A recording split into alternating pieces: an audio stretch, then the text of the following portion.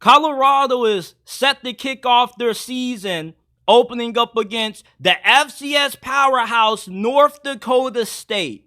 Now, they a few weeks ago started out as a 7.5 point favorite, but over the last couple of weeks, the point spread has started to gone up in favor of Colorado. They now are a 10 point favorite for this matchup.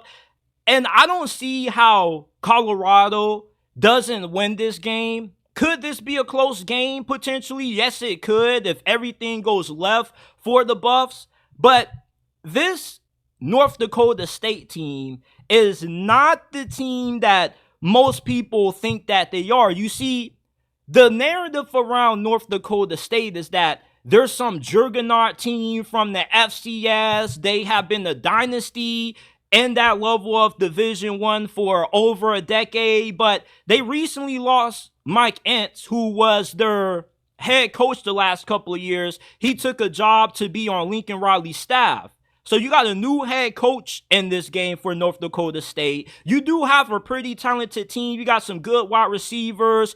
You got some questions in the secondary, but on the interior of your D-line, O-line, you're pretty up to snuff there. But the Colorado team that the Bison are going to be seeing in this game is not the same team that only won 4 games last year. I don't know why everybody is just stuck on Colorado being a 4-win team when this is a completely different and better team than what they had last year. You got an improved offensive line. You got one of the best wide receiving cores in college football. Colorado is 4-6 guys deep at wide receiver. And you're going to be able to spread the football all over the field with Shedeur at quarterback. North Dakota State doesn't have the depth in the secondary to be able to minimize how effective Colorado is going to be throwing the football in this matchup. Does the rushing attack have to be there for Colorado to win this game? No, it doesn't. They don't really need to run the football at all unless they get up big in this game and they need to be able to take time off the clock.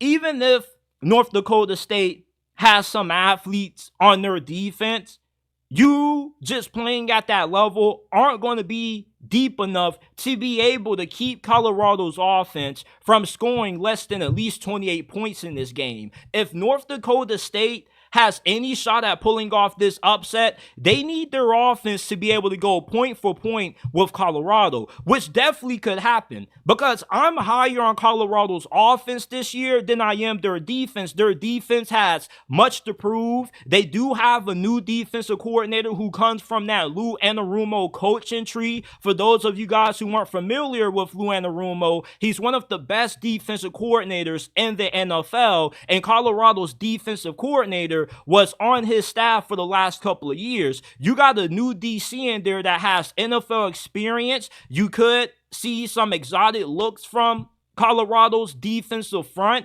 and you're more talented on your D-line this year than what you were in 2023. Colorado's pass rush was abysmal. They should be able to get after North Dakota State's quarterback. North Dakota State does have a pretty good offensive line. This will be a pretty good test to see just how far along Deion has come with developing that front seven of the Buffs defense. They also have had Warren Sapp working exclusively with that defensive line. He's a coach on this staff as well.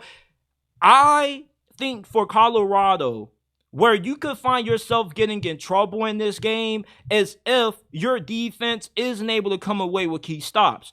I don't think North Dakota State is going to get shut out in this game. They're like 9-3 against FBS opponents since 2010. Their recent win against a FBS team came in 2016 against Iowa. So they're not a slouch, and this definitely is a good test for Colorado to start the season out with. Because if you dominate North Dakota State, the narrative is going to be, well, you were supposed to blow out this team. And that is true. But if you struggle to pull out a win, then maybe the hype for you maybe winning 8, potentially 10 games is a little bit too high. Because if you're as good as a team as what Deion expects to be which they're not going to be okay with just winning 8-9 games. That would be major improvement. They would overachieve. But Dion and that staff down there truly believe that they have everything that it takes to win the Big 12 and push for a playoff spot this year. So if they are that team that they believe they will be this year,